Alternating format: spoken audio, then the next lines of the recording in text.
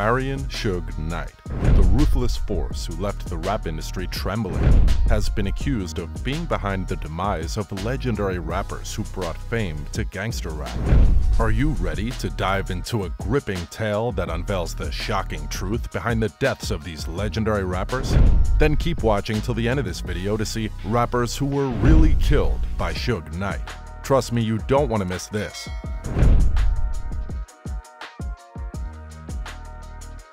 Tupac Shakur and Notorious B.I.G. Tupac Shakur and Christopher Notorious B.I.G. Wallace. These larger-than-life figures captivated audiences with their raw talent and poetic storytelling.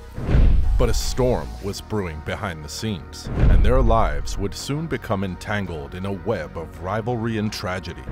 Tupac and Biggie, once friends, found themselves on opposite sides of a growing feud. It all began with an incident that shook the foundations of their friendship. Tupac was brutally attacked, and in the aftermath he harbored deep suspicions about his former allies' involvement. Trust shattered, and the once inseparable duo became bitter rivals. Suge Knight took that as a cue to go for Tupac.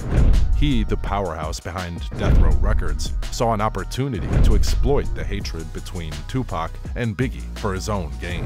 He harnessed their talent and transformed their rivalry into a marketing goldmine, propelling Death Row to new heights of success. But as tensions escalated, tragedy struck. In a cruel twist of fate, Tupac met his untimely end on that fateful night in Las Vegas. As he sat in a car alongside Suge, shots rang out from a white Cadillac, leaving Tupac fatally wounded. Despite efforts to save him, the rap icon succumbed to his injuries, leaving a void that could never be filled. The loss of Tupac shook the rap community to its core, but the story didn't end there. Just 6 months later, the Notorious B.I.G. faced a similar fate. Sitting in a car after an awards show in Los Angeles, he too became a victim of a drive-by shooting.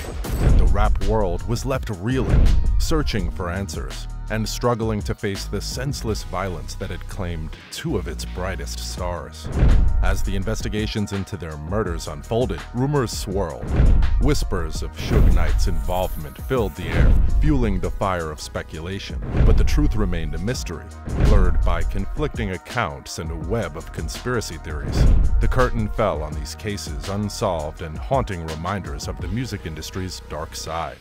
Broomfield, the documentarian who made a film called Biggie and Tupac in 2002, had his interest piqued by Suge's incarceration. He saw an opportunity to uncover fresh evidence that could shine a light on these two high-profile, unsolved murders. People are much more prepared to talk now, Broomfield says. Now that Suge Knight's behind bars, a lot of people are coming forward that were, frankly, frightened of getting killed before. Yet, even in the face of tragedy, the legacy of Tupac and Biggie endures. Their deaths sparked a collective cry for justice, leaving an indelible mark on the rap community. Their music continues to resonate with fans around the globe, reminding us of their immense talent and the profound impact they had on the world of hip-hop. Eazy-E. In the world of hip-hop, a long-standing conspiracy theory surrounding the death of Eazy-E has resurfaced, claiming that Suge Knight was responsible for injecting the late NWA legend with AIDS. Eazy-E passed away at the age of 31 on March 26, 1995, due to AIDS-induced pneumonia. Before his death, he held a press conference in Hollywood to announce his diagnosis, which he had learned weeks earlier after being hospitalized with a severe cough. Eazy-E admitted to having led a promiscuous lifestyle and fathering 7 children with 6 different women. At the time of his death, Eazy-E was caught in a power struggle between Ruthless Records, the label he founded, and Death Row Records, headed by Suge Knight and Dr. Dre. Ice Cube had already left Ruthless Records due to financial disputes, and Dr. Dre was attempting to do the same. Using forceful methods, Suge allegedly coerced Eazy-E into releasing Dr. Dre from his contract. The combination of Eazy-E's deteriorating health and his ongoing rivalry with Suge Knight and Death Row Records gave rise to the conspiracy theory.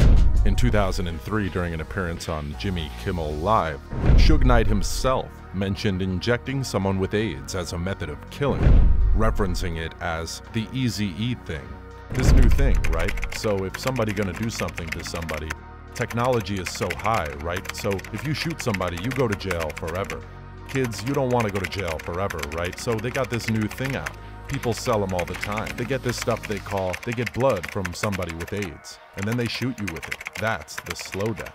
The Eazy-E thing, you know what I mean? Numerous individuals close to Eazy-E, including friends, collaborators, and family members, have cast doubt on the official narrative of his death. Some suspect foul play and believe that someone may have intentionally harmed him. The theory suggests that individuals like Eazy-E's manager, Jerry Heller, or even his widow, Tamika Woods Wright, may have been involved. Eazy-E's son, Young Eazy, has openly stated his belief that his father was killed and implicated Suge Knight as the responsible party. He also suggested that Ice Cube's 1993 album, Lethal Injection, was a subliminal message aimed at his late father. I've been known my pops was killed. His death never added up to what people have always said. Maybe they think we're idiots, blind to the truth, I don't know.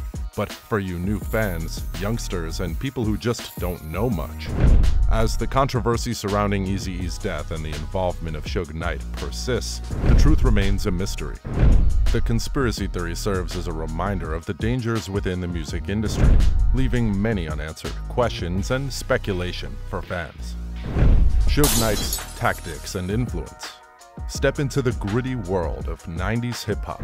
You'll encounter the imposing figure of Suge Knight, whose reputation for ruthless control was unmatched in the rap industry.